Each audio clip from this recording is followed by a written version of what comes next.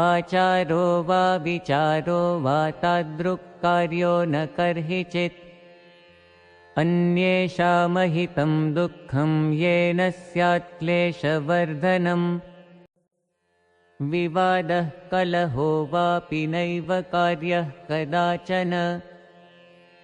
वर्तितव्यं विवेकेन रक्षा शान्तिश्च सर्वदा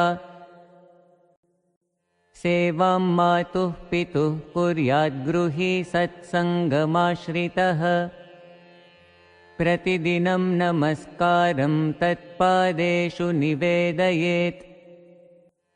गृहे हि मधुरां वाणीं वदेद्वाचं त्यजेत् कटुं कमपि पीडितं नैव प्रकुर्याद्मलिनाशयात् आचारो वा विचारो वा तादृक्कार्यो न कर्हिचित्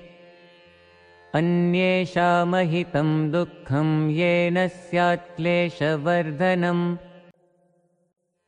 विवादः कलहो वापि नैव कार्यः कदाचन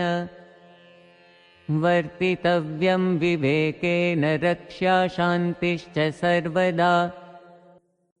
सेवां मातुः पितुः कुर्याद्गृही सत्सङ्गमाश्रितः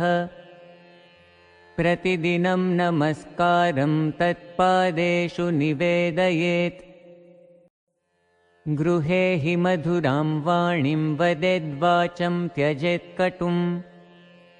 कमपि पीडितं नैव प्रकुर्याद्मलिनाशयात्